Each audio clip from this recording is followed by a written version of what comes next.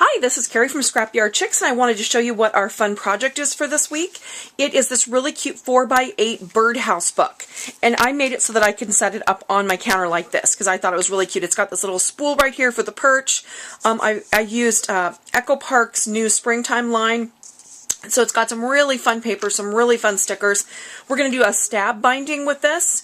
We've actually got three sets of booklets. We've got some 4x4s, they're 4x8s folded in half. In the front of this project, you can kind of see how those are kind of bound in.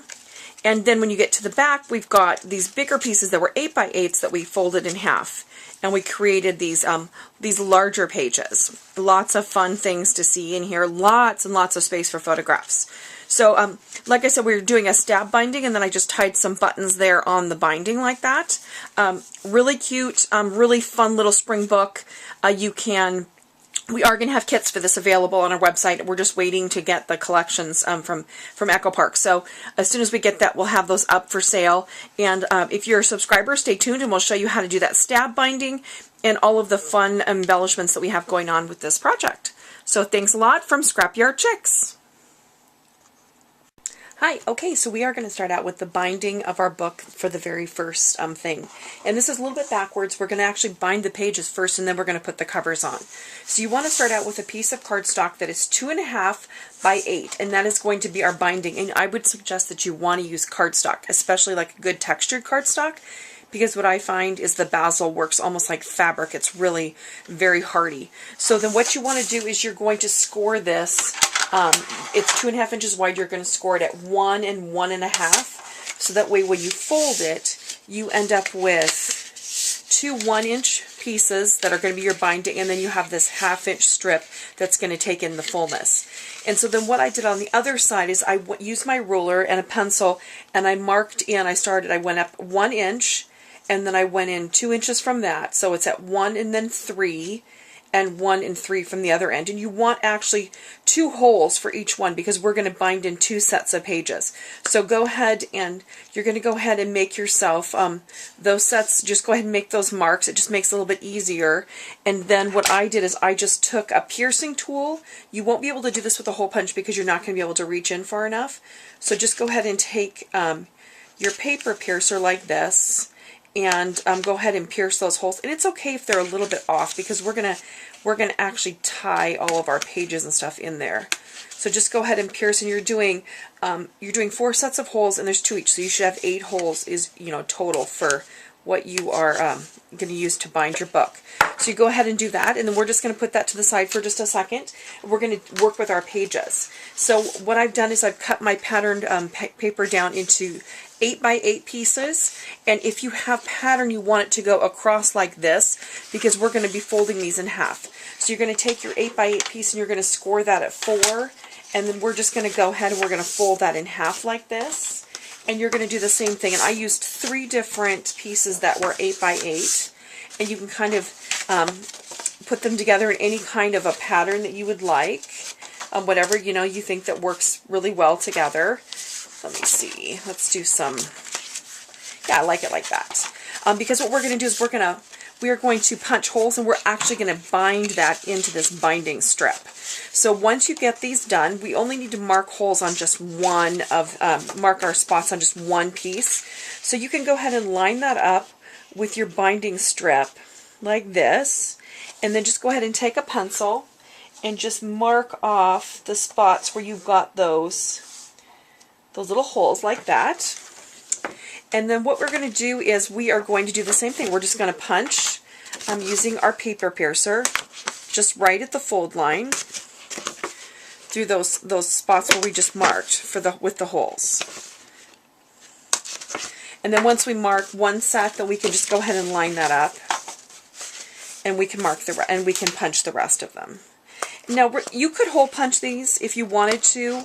We're going to actually be using a needle and a thread or a piece of twine to tie these in.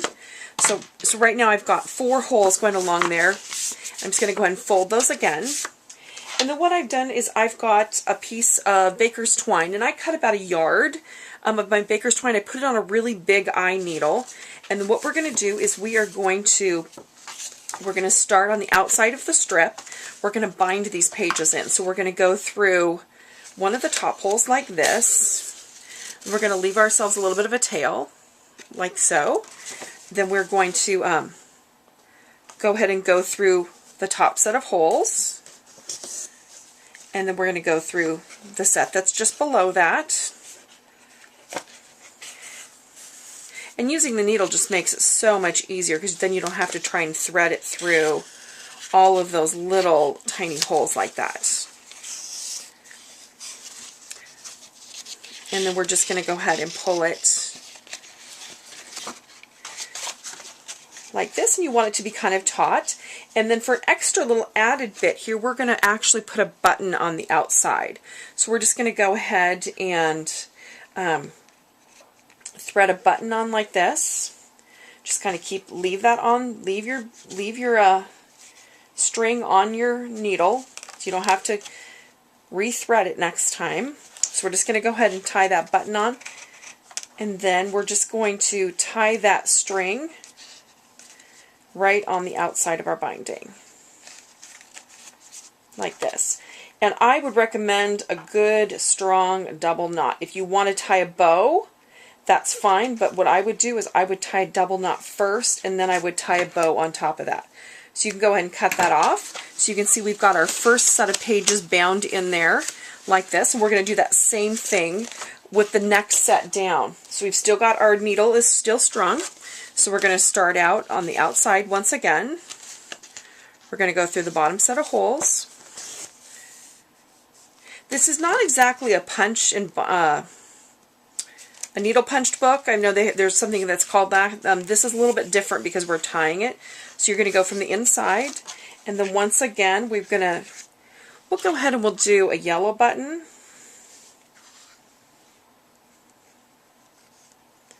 On the outside, I think the buttons are just really fun. It kind of goes with the little spool that we have on the front.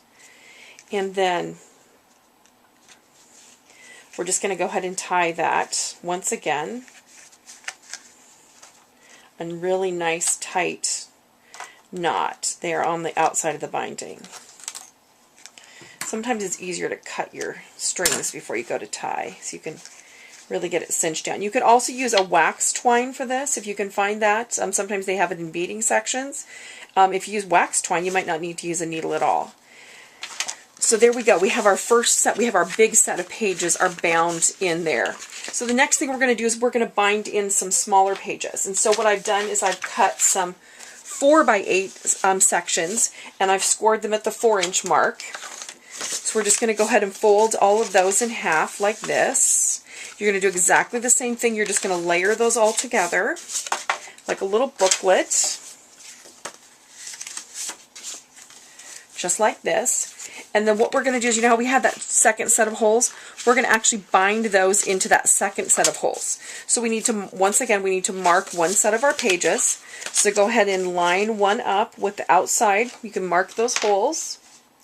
Just kind of mark them with a pencil. We'll take our paper piercer, mark a hole there and a hole there. Then we can put the whole set of pages together, and we can actually just pierce through the whole set at one time. Okay, so we want to fold those again. We're going to do that same exact technique. We still have our needle threaded, so we can start out with go from the outside,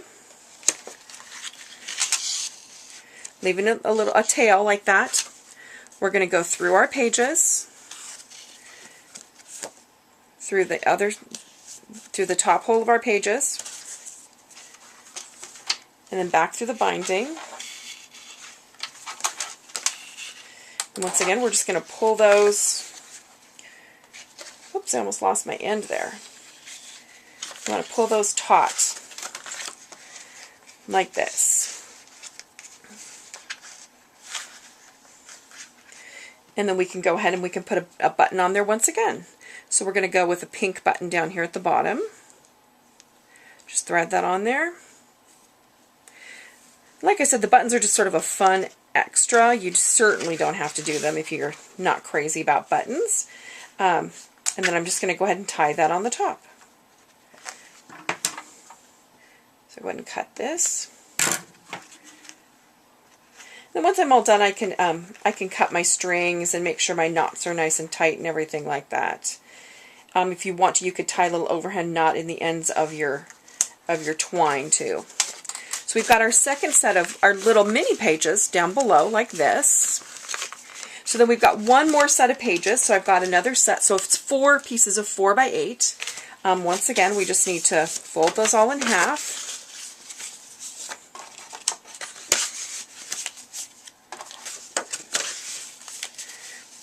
Like this. We're going to mark the top set using our holes.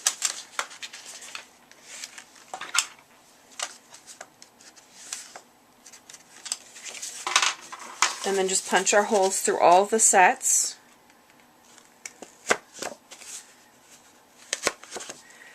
And we still got our needle threaded. We should have just about enough twine if we used a yard to finish this up. So we're going to go ahead, come through the outside, leaving a tail.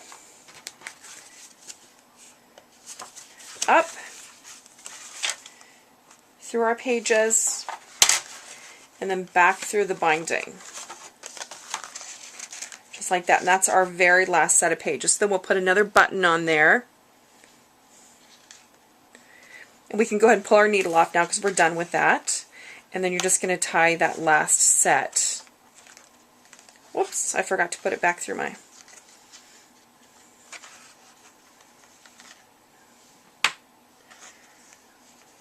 We'll just tie that last set of our last piece of twine along the top there. And then what we've got is we've got our binding. So we've got our binding in our pages, and then now we just need to attach that to our covers. So that's going to be our next step. So this is going to be, we're going to have these little 4 by 4 pages, and then we're going to have these bigger pages in the back.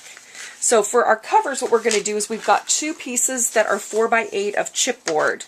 And then what we've done is we took a 3 by 3 square of chipboard and we cut it on the diagonal, and that's going to be the top of our birdhouse. So we need to pick paper for the 2 front sections here. So we need some 4 by 8. So I've got this really cute pattern, so I'm going to cut 2 4 by 8 pieces from this. And I'm just going to go ahead, and that's going to go on the front of my cover like this. And then I'm going to cut up, I've got a piece that I've already got cut that I'm going to put on the inside of my cover. And then I'm going to also cover my little birdhouse top. So I'm going to go off camera and I'm going to adhere that paper to the front and back of my covers, and I'll be back to show you how we're going to bind that into our book. Okay, so what I've done so far, we've punched all of our pages. We used a needle and a piece of baker's twine, and we bound those into our binding strip. And then so we've got our 4 by 4 pages up here in the front, then we've got our bigger 4 by 8 pages in the back. So we're going to be working with this binding piece. So then what I did is I took my pattern that I want to go on my front and back cover, and I only put it on one side, because what I'm going to do is I'm going to go ahead, I'm going to put the binding on this, and then I'm actually going to cover the binding strip up on the inside. So what I've got right now is I've got my front and my back cover, and then I also have that little 3 by 3 piece that I cut in half into a triangle, and I covered that on both sides with a piece of pattern paper. That's going to be the roof of our birdhouse. So for this step, I would recommend that you use a good, strong liquid glue. We are going to take this binding piece, and we're going to apply a good liquid glue all over the outside of it. You want to especially get up to that fold line. Should have cut my strings before I did this. They're kind of getting in the way. So I'm going to go ahead and go all around the perimeter of this. You can try and use super tape, that red, super strong gripping tape. Sometimes I find that doesn't really hold, but you could certainly try that if that's something that you would prefer to use. So I've got my glue all over that, so that what I'm going to do is I'm going to take my front cover, and I'm just going to put it right up to that fold line like this. And then I'm just going to go on the inside, and I'm really going to press that down to make sure that that's bound on there really, really well. Like this.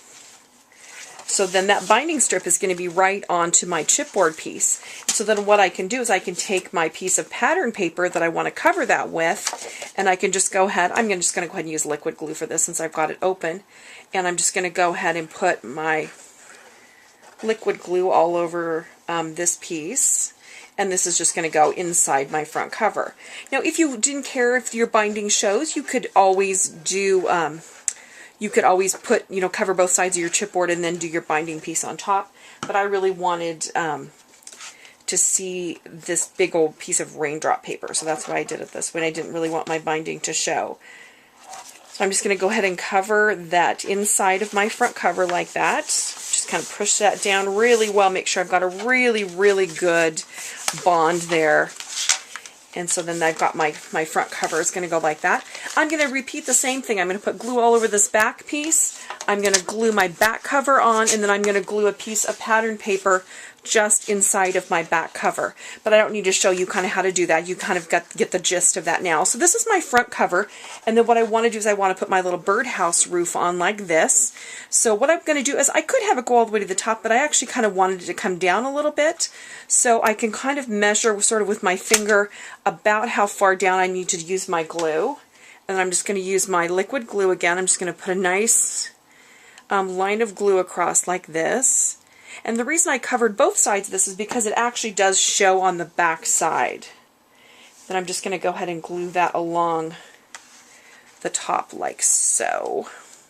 Want to make sure that my pages don't get stuck behind there. We just want it to stick to the cover. So go ahead and really stick that down really well with your fingers. Like that, and that's going to be the roof of my birdhouse. Now you could do a roof on the back cover too, but you know what, I think I'm just going to do one on the front cover because I think it makes it look cute. And then what I'm going to do, my next step is I've got my little wooden spool, and I'm going to go ahead and wrap that with my baker's twine, and it's going to take about a yard to go around this little spool, and that's going to be my little birdhouse perch, and I'm going to use some stickers and stuff to decorate the front of my book.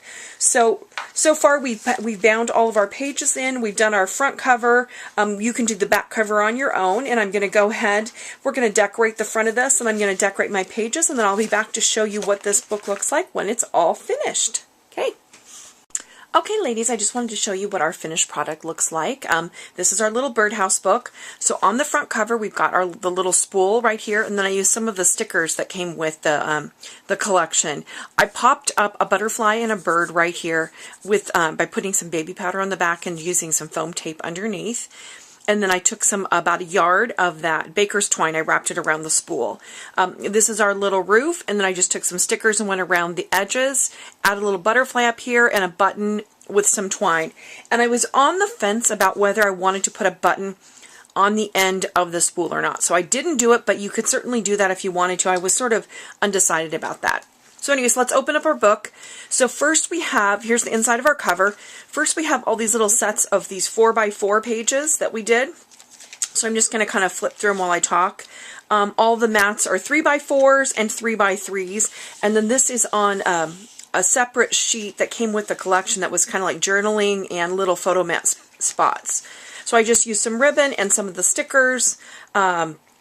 And I just did some little photo mats, and so these are all of our the little small books that we put together that we bound in first. Oops. And then so you can kind of see how that works. Sometimes you'll have to split the sticker because they're a little bit wide for the size of our pages. So I just cut them. Here I cut the ends off and kind of put them on the sides. So you can just kind of see what the book looks like when it's all finished. And just kind of go through one at a time and kind of see all the different little sections, lots of spots for little photos, lots of spots. And then we come to our bigger section, which was our 8x8 that we folded in half. So we've got these larger pieces, so we've got some spots for some bigger pictures, some 4x4s, and you could do some 4x6s in here if you wanted to. So you can just see how I finished the book out. I didn't make it super elaborate. It's got lots of spots for photos. So I stapled some trim in, some ribbon, and then this is inside the back cover. I used some of the stickers. There's this cute bicycle sticker and the cloud. Anyway, so that's the outside. You can kind of see the binding with the buttons. And that is our finished product for the week. So I hope you enjoy this, and I'll see you next week.